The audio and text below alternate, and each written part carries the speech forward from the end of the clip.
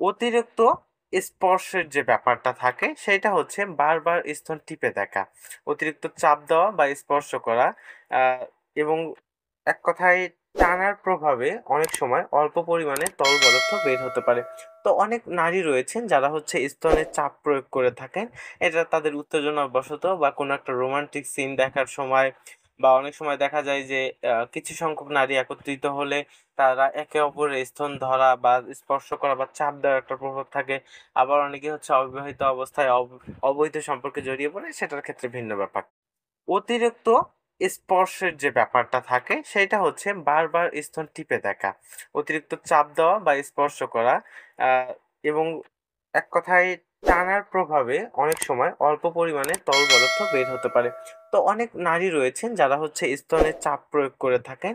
এটা তাদের উত্তেজনাবশত বা কোনো একটা রোমান্টিক সিন দেখার সময়, বা অনেক সময় দেখা যায় যে কিছু সংখ্যক নারী একত্রিত হলে তারা একে অপরের স্তন ধরা বা স্পর্শ করা বা চাপ দেওয়ার একটা প্রভাব থাকে।